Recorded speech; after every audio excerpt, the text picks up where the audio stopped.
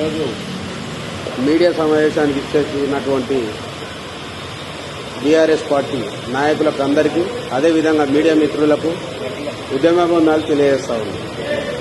ఈరోజు క్రిస్టియన్పల్లిలోని ఆదర్శ కాలనీలోని 523వ సర్వే నెంబర్లో ఉన్నటువంటి ప్లాట్లు కానీ ఇండ్లు కానీ ఈరోజు బీఆర్ఎస్ ప్రభుత్వం ఎక్కడ కూడా ప్లాట్లు ఇవ్వలేదు. నీకు 2006లో కాంగ్రెస్ ప్రభుత్వం ఉన్నది. కాంగ్రెస్ ప్రభుత్వము ప్లాట్లు ఇచ్చింది. కానీ ఈరోజు ఇక్కడ ఉన్న నాయకులు ఒక న్యాయవాదిగా పనిచేసి 2 సార్లు న్యాయవాదిగా పనిచేసినటువంటి నాయకుడు ఈరోజు ప్రతి విషయంలో ఒక మాజీ మంత్రిని కానీ వాళ్ళ తమ్ముని కానీ టార్గెట్ చేసి మాట్లాడుతూ ఉన్నాం.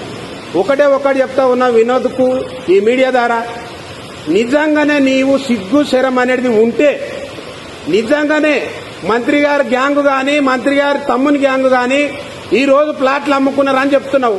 ప్రభుత్వం మీది, కానూన్ ప్రకారం వెళ్ళండి, మేము కూడా స్వాగతిస్తాం. నిజంగానే అక్కడ అన్యాయం జరిగి పేద ప్రజలను మోసం చేసి ప్లాట్లు అమ్మినరు అనేది మేము కూడా స్వాగతిస్తాం. కానీ ఏది లేకుండా మీరు చేసిన తప్పులు కప్పిపుచ్చుకోవడానికి ఈరోజు మంత్రిని కానీ మంత్రి తమ్ముని కానీ టార్గెట్ చేసిన మాట్లాడడం సరికాదు. దయచేసి చెప్తా ఉన్నాం.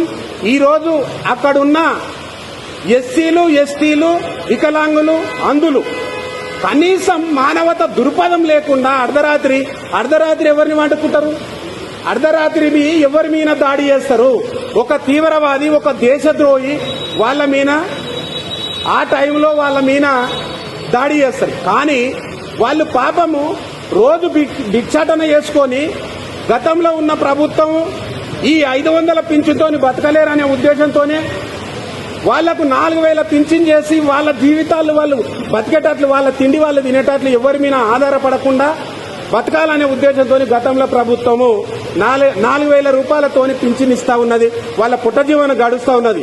అదేవిధంగా అక్కడున్న ఇళ్ల స్థలాలు ఏవైతే ఉన్నాయో గతంలో మీరు ఇచ్చిన ప్రభుత్వం కదా, వాళ్ళు ఆ రోజు వచ్చే నెలదారి ఆదాయము వాళ్ళ పింఛన్ ఏదైతే ఉన్నదో ఇంత చిట్టే బొట్టే వేసుకొని వాళ్ళు ఇంత చిన్నగా గూడు కట్టుకుంటే ఇక్కడ ఏదో కొంపలు మునిగినాయి, ఇక్కడ ఏదో 1000 కోట్ల రూపాయలు నష్టం జరిగినాయి, ఇక్కడ ఏదో దేశాన్నే దోచుకున్నారు అనే ఉద్దేశంతో ఈ రోజు వాళ్ళ మీద దాడి చేసి వాళ్ళ ఇండ్లు కూలగొడతా ఉన్నారు. 2 రోజులుగా వర్షం కురుస్తూ ఉన్నది. పాపం కళ్ళు లేని వాళ్ళు, కాళ్ళు లేని వాళ్ళు, వాళ్ళ పరిస్థితి ఏంది ఒకసారి ఆలోచన చేయండి. మానవ దృక్పథంతో ఆలోచన చేయండి. ఈ రోజు ఒకటి చెప్తా ఉన్నాం, ప్రభుత్వాలు వస్తాయి పోతాయి, కానీ ఏ ఒక్కరం కూడా శాశ్వతం కాదు. ఈ రోజు మీరు వచ్చిండ్రు, రేపు మేము వస్తాం. కానీ ఒకటి చెప్తా ఉన్నాం, ప్రభుత్వాలు ఏ వచ్చినా ప్రజలకు మంచి చేసే విధంగానే మనం పనిచేయాలి. గతంలో ఇప్పటి వరకు కూడా ఎక్కడ కూడా ఏ నష్టం జరగకుండా పని చేసినాం. సరే, కొంత పొరపాటు జరిగింది, ప్రజలు మమ్మల్ని కాదనుకొని మిమ్మల్ని గెలిపించినప్పుడు ప్రజల వైపు ఉండి ప్రజలకు న్యాయం చేసే విధంగా, ప్రజలకు అభివృద్ధి చేసే విధంగా మీరు చేయాలి. కానీ ప్రజలకు నష్టం చేసే విధంగా ఈరోజు ఎంత దుర్మార్గం అంటే నిజంగా చెప్తా ఉన్నాం. వాళ్ళు 1 కోట్ల రూపాయలు కాదు, వాళ్ళు ఎకరాల భూములు మళ్ళేసుకున్నది కాదు, 75 గజాలు 65 గజాల్లో కొంపలు కట్టుకున్నారండి. ఎంత అన్యాయం చెప్పండి. మీరు మీ ప్రజా పరిపాలన ప్రజల మీద ఉండాలి, కానీ ప్రజల్ని అన్యాయం చేసే విధంగా అయితే పాలన ఉండొద్దు. ఒకటి చెప్తా ఉన్నాం, ఇక్కడున్న ఎమ్మెల్యే గారికి ఆలోచన చేయాలి. ఎందుకంటే ఎమ్మెల్యే పదవిలో ఉన్నారు, గౌరవిస్తున్నాం మేము. కానీ మీ ఎంబడున్న చీడపురులు కొన్ని ఈ ప్రభుత్వాన్ని గాని మిమ్మల్ని గాని చెడియేసే విధంగా మాట్లాడుతూ ఉన్నారు. అది మీరు ఆలోచన చేయాలి.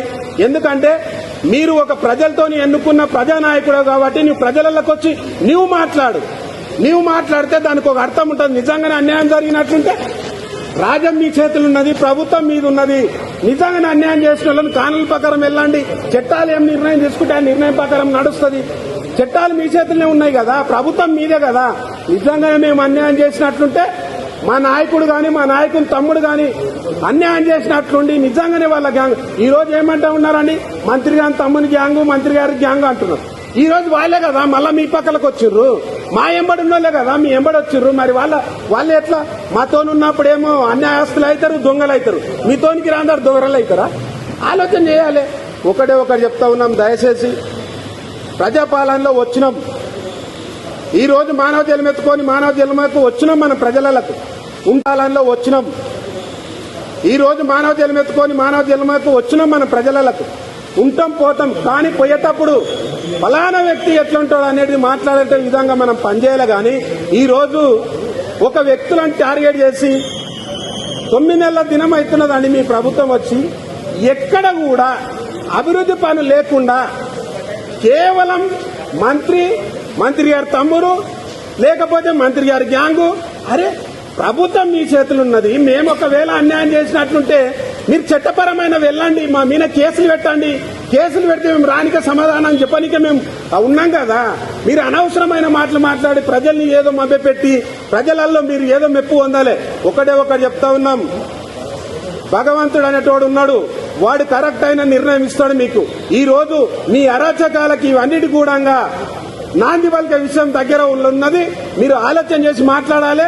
ఎవరిని కూడా ప్రజాక్షేత్రంలో ఉన్నప్పుడు ప్రతి ఒక్కరం కూడా ప్రజల వైపు నిలబడి, ఈ రోజు అందులో వికలాంగులు, ఎస్సీ ఎస్టీలు, దళితులు అక్కడ ఉన్నోళ్ళు. కానీ ఈ రోజు వినోద్ గారు ఒక దళితుడు, నీవు దళితుడు అయినప్పుడు నీవు దళిత వైపు ఉండాలి. ఎందుకంటే అక్కడ ఉన్న వాళ్ళు మొత్తం దళితులు, వికలాంగులు, ఎస్సీ ఎస్టీలు. నీవు ఎస్సీల వైపు ఉండి, దళితుల వైపు ఉండి, వికలాంగుల వైపు ఉండి నీవు న్యాయ శాఖలో నీవు కొట్లాడాలి. కానీ ఈ రోజు నాకేదో పదవి వస్తుంది, ఇక నేను ఏదన్నా మాట్లాడితే నేను ఎమ్మెల్యే గారితో ప్రభుత్వంతో మెప్పు పొందాలి, నాకు ఏదో పదవి ఇస్తారని అనుకుంటున్నారు. మీరు ఆలోచన చేస్తున్నారు. ఒకటి చెప్తా ఉన్నాం, వినోద్ గారు మీకు ఎక్కడ కూడా ఏ పదవి రాదు. దయచేసి మీరు ప్రజల వైపు నిలబడండి. ప్రజలకు న్యాయం జరిగే విధంగా మీరు మాట్లాడండి.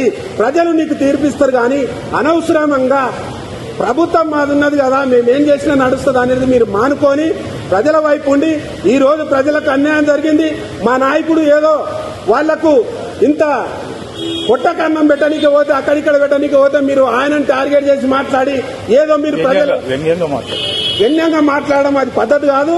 ఒకటి చెప్తా ఉన్నాం, ఎక్కడ కూడా మేము ఒకవేళ తప్పు చేసినట్లుంటే మా నాయకుడు గాని, మా నాయకుని తమ్ముడు గాని, మా నాయకులు బీఆర్ఎస్ పార్టీలో ఉన్న నాయకులు ఎవరు తప్పు చేసినా కూడా మేము బరాబర్ జవాబు చెప్పనీకున్నాం.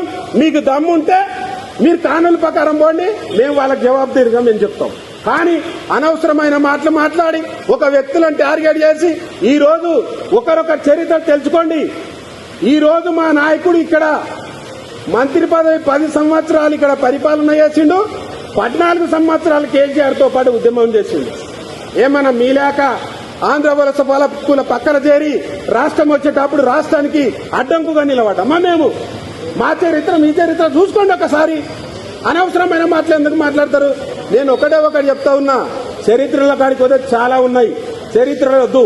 మేము ఒకటి చెప్తా ఉన్నాం, 2001 ఇప్పటి వరకు పార్టీకి రాష్ట్రానికి అన్నిటి కట్టుబడి ఉన్నాం. ప్రజలు రాష్ట్రంలో ఉన్న ప్రజలే మా ధ్యేయంగా మేము పనిచేస్తూ ఉన్నాం. మేం గాని మా నాయకుడు గాని అక్కడ నష్టం జరిగింది, పోయిండు, పలకరించిండు. అరే ఇంత మానవత్వం లేకుండా ఎట్లా చేస్తారని మాట్లాడాడు. అది కూడా మీరు తప్పు పట్టుకొని మళ్ళా వాళ్ళ తమ్ముని మీద మీరు పెట్టడం ఇది పద్ధతి కాదు. మీరు పద్ధతి మార్చుకునాలే. మార్చుకోకపోతే ఇది ఒకటి ఆరంభం మాత్రమే. చెప్తా ఉన్నాం, పెద్ద ఎత్తున ఉద్యమం చేస్తాం.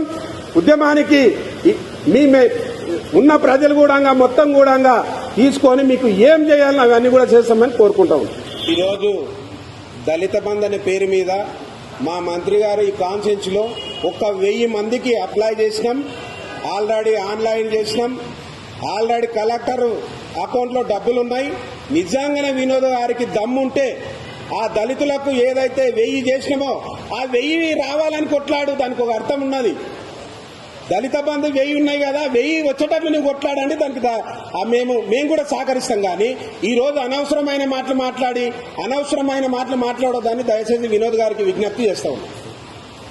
వచ్చేసినటువంటి మా బీఆర్ఎస్ ముఖ్య నాయకులకు, అదేవిధంగా మీడియా మిత్రులకు అందరూ కూడా నమస్కారం తెలియజేస్తూ, మొన్న జరిగినటువంటి సంఘటన ఆదర్శ నగర్ 523 సర్వే నెంబర్లో చాలా దుర్ఘటమైన, చాలా ఘోరమైన పరిస్థితి. మరి ఇలాంటి పరిస్థితిని మా నాయకుడు, మా మాజీ మంత్రి శ్రీనివాస్ గౌడ్ గారు, ప్రజలు రోడ్లో పడితే అర్ధరాత్రి కూలగొట్టి రోడ్లో పడితే వాళ్ళని ఆదుకోవడం తప్ప, మా నాయకుడు గతంలో తెలంగాణ రాష్ట్రం సాధన కోసము, అదేవిధంగా ఆయన 14 ఏళ్ళు కష్టపడి ఆయన ఉద్యోగం సాక్రిఫై చేసి 10 సంవత్సరాలు మన మహబూబ్నగర్ అనేక రకాలుగా అభివృద్ధి చేసి ఈరోజు ఆ ప్రజల కోసము ఏదైతే రోడ్ల పడదో ఆదుకోవడానికి వస్తే నీవు నోటుకొచ్చినట్లు మాట్లాడి నీవు పేరు పెట్టి పిలుస్తావా? నీకు తగదు, నీ హోదా కాదు అది, నీ పేరు పెట్టి పిలవడం. నీవు అనుకుంటున్నచ్చు బీసీ నాయకుడిని ఈ విధంగా తిరిగితే మేము కూడా బీసీలో ఉన్నాము, బీసీ 60% ఉన్నాం మేము. కానీ బీసీ నాయకుడు పడుతూ నీకు పేరు పెట్టి పిలిచడం మాత్రం నీకు తగదు. మీరు ఆలోచించి మీరు గౌరవంగా మాట్లాడి నేర్చుకోండి.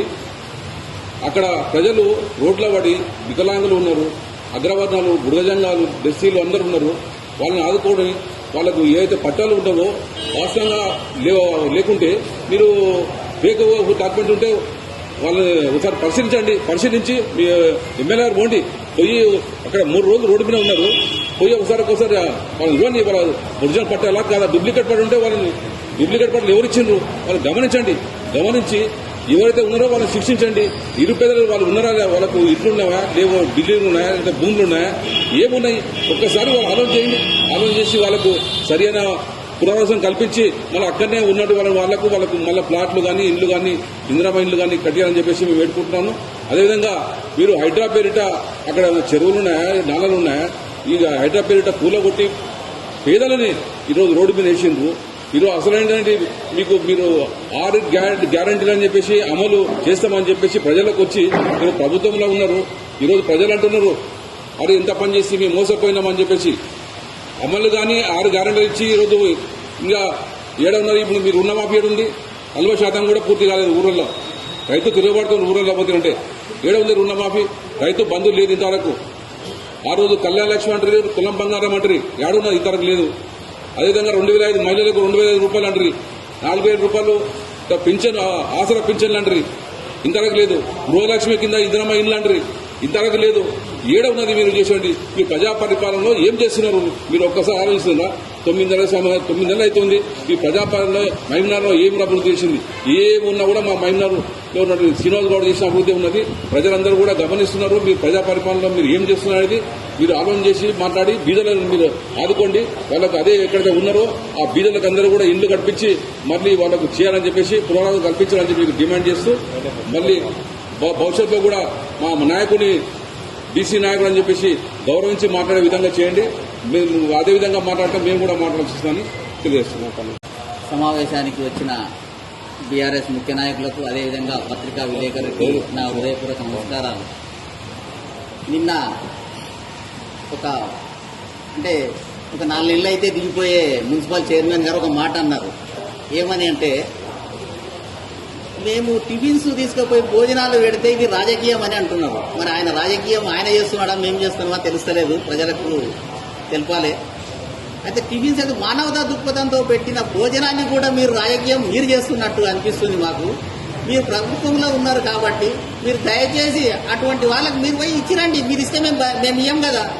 మీరు పోయి ఇవ్వకుండా మేము పోయి ఫోటోలు దిగుతున్నాము, అది చేస్తున్నాము, వీళ్ళు ఎంబడున్న వాళ్ళే చేస్తున్నారు అని ఒక పత్రికా సమావేశంలో చెప్పాడు. అయ్యా చైర్మన్ గారు, మీకు అధికారం ఉంది, ఎమ్మెల్యే ఉన్నారు, మీరు పోయి పెట్టండి. రోజు ఉదయం మధ్యాహ్నం రాత్రికి వాళ్ళకి పునరావాసం కల్పించండి. కానీ అనవసరమైన మాటలు మాట్లాడి ప్రజలని తప్పుదోవ పట్టిస్తున్నావు. నీవు నిన్న అన్న ఒక మాట, ఇప్పుడున్న బీఆర్ఎస్ నాయకులు ఏదో అలజడి చేస్తున్నారు. అలజడి మేము కాదు నాయన, చేసింది నీవు అలజడి చేసి కుంపటి పెట్టి పోయినావు వీడ మాకు. అంటే గతంలో అమరేందర్ రాజు అనే ఒక మాజీ మున్సిపల్ చైర్మన్ వారికి కుంపటి పెట్టి నీవు బయటికి వెళ్ళిపోయినావు. ఒక ఎదిరేలా ఒక మా సామాజిక వర్గాన్ని ఒక వ్యక్తిని కొట్టి చనిపోయిందని చెప్పి వెళ్ళిపోయి అలజడి చేసి ఇలా చేసి మమ్మల్ని ఇడిచిపెట్టి, అప్పుడేమో మేము గుర్తుకొచ్చిన మంత్రి ఉన్నాడు కనుక మా ఎంబడి ఉన్నావు, మా నాయకుని అండదండలు అవసరం పడ్డాయి. ఈరోజు నీవు అవి అన్ని తీరిపోయినాయి కాబట్టి పక్క దారిన బట్టి వెళ్ళిపోయినావు. నీవు రాజకీయం చేసేది నీవు. ఇంకొకటి చిన్న విషయం ఏంటంటే, మేము బీఆర్ఎస్లో ఉన్నామని చెప్పి మా వాళ్ళ పనులు కూడా చేయడం లేదు. మా కౌన్సిలర్లకు ఏమి ఇవ్వడం జరగడం లేదు. ఎందుకు చేస్తున్నావు అనేది అడిగితే, నేను అన్ని వార్డులు అందరికి సమన్వయం అని చెప్పి తిరిగినావు. ఏం చేసినావు చెప్పు. జూలై 15 తారీఖు నాడు స్టోన్ పెట్టినాం, మేము ఇంతవరకు ఓపెన్ చేస్తలేవు. దయచేసి ఇవన్నీ మాకు ఇది కాకుండా చూడండి మిస్టర్ ఆనంద్ గౌడ్ గారు. ఇక ముందుగానే ఇటువంటి జరిగితే మేమైతే ఊరుకునేది లేదు. దయచేసి మా యొక్క కౌన్సిలర్లను కానీ మా యొక్క వార్డులలో కానీ విజిట్ చేసినప్పుడు కూడా మాకు తెలిసి చేయండి విజిట్, లేకపోతే చేసినా కూడా అభివృద్ధికి కార్యక్రమాల్లో కూడా మమ్మల్ని కూడా పాలు పంచుకోమని చెప్పండి. ఎందుకంటే మాకు తెలియకుండా దొంగసాటుకు వస్తున్నావు, ఓపెన్ చేసిపోతున్నావు, ఇవన్నీ ఏమిటి నీవు మాకు చెప్పేది అలజడి నీవు సృష్టిస్తున్నావు. నీవు ఎందుకు చేస్తున్నావు అంటే గతంలో చైర్మన్ అయినావు దొంగసాటుగా, డబ్బులు ఉన్నాయని చెప్పి నువ్వు చైర్మన్ అయినావు, మళ్ళీ నువ్వు చైర్మన్ అవుతావు అని కళలో కూడా ఊహించుకోకు. నీవు గెలవడమే చాలా కష్టము. ఇప్పుడు ప్రజాక్షేత్రంలో తేల్చుకున్నాము, దయచేసి ఇటువంటి మానుకో అని చెప్పి చైర్మన్ గారికి చెప్తున్నాం. 2006లో వాళ్ళకు పట్టాలు ఇచ్చినాయి. ఆ పట్టాలు ఇచ్చిన దాంట్లో వాళ్ళు ఎవరైతే బీపీఎల్ అంటే బిలో పవర్ ఉన్న వ్యక్తులకు ఇవ్వడం జరిగింది. వాళ్ళు ఇల్లు కట్టుకున్నారు. ఆల్రెడీ 75 కుటుంబాలు ఇల్లు కట్టుకుంటే ఈరోజు కాంగ్రెస్ ప్రభుత్వం అధికారంలోకి వచ్చింది. వాళ్ళు ఇచ్చిన పట్టాలకు ఇల్లు కట్టుకుంటే వాళ్ళు అర్ధరాత్రి వచ్చి వాళ్ళు పండుకున్న సమయంలో వాళ్ళ ఇల్లు కూడా కొట్టడం ఎంతవరకు సమస్య. ఒకటి వాళ్ళు నేను చెప్తున్నా ఏంటంటే వాళ్ళు ఒకవేళ ఇల్లీగల్గా పట్టాలు పొందినట్లయితే ఎవరైనా ఇచ్చినట్టుంటే వాళ్ళ మీద కేసులు చేయండి. ప్రభుత్వం మీదే కదా, గవర్నమెంట్ మీదే కదా. చట్ట వ్యతిరేకంగా ఎవరైనా వాళ్ళకు పట్టాలు విక్రయించినట్లయితే డబ్బులు వసూలు చేసినట్టున్నారు కదా, అట్లా మీద మీరు క్రిమినల్ కేసు బుక్ చేయండి. కానీ అది లేకుండా వాళ్ళకు నోటీసులు ఇవ్వకుండా మధ్యరాత్రి వాళ్ళు నిద్రపోయే సమయంలో వచ్చి బీద ప్రజలు వాళ్ళు ముందుకే గుడ్డి వాళ్ళు కుంటి వాళ్ళు అది కూడా వాళ్ళని మీద ఇంత కూడా కనికరం లేకుండా ఇది ప్రజాపాలన అంటూ ప్రభుత్వంలోకి వచ్చి అన్ని ఏవేవో మాటలు చెప్పి ప్రభుత్వానికి వచ్చి ప్రజలకు చేసి ప్రజాపాలన అంటే ఇదేనా?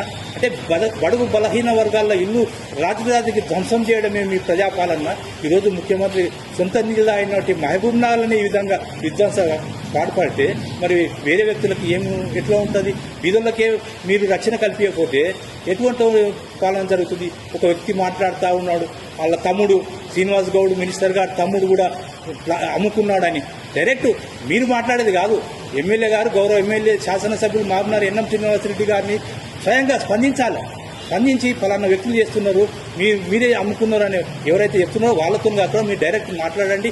ఏదైనా ఉంటే మీదే గవర్నమెంట్ ఉంది, అధికారులు ఉన్నారు, మీరు ఆ బీద ప్రజల ఇల్లు గులగొట్టింది ఎట్లయితే గులగొట్టిందో మీరు వాళ్ళకి నోటీస్ ఇచ్చింది. ఒక టైం పాయింట్ పెట్టేది ఉండే. మీరు తప్పు ఉంది, మీరు లీగల్గా అయితే మీకు ఇష్టం, లేకపోతే మీకు ఇచ్చేసి మీకు ప్రత్యేకంగా వేరే చూపిస్తామని చెప్పాలి తప్ప ఇటువంటి దుర్మార్గమైన చర్యలు ఏమాత్రం సహించరానిది. ఈరోజు ఒక వ్యక్తి ఇష్టానుసారంగా మాట్లాడుతుంది. ఎప్పుడే కానీ అధికారం అనేది ఎవరు సొంతం కాదు. అధికారం వస్తుంటుంది, పోతుంటుంది. అధికారం ముఖ్యం కాదు.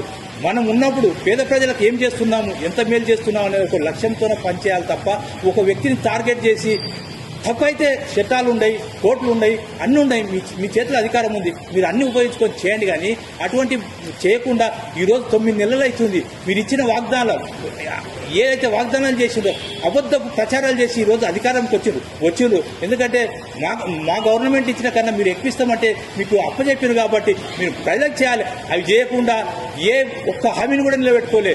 ఏది నిలబెట్టుకున్నో ఒక ఫ్రీ బస్సు ఏముంటుంది, డీజిల్ పోస్తారు, పోతారా, ప్రజలు తిరుగుతారా, అంతే.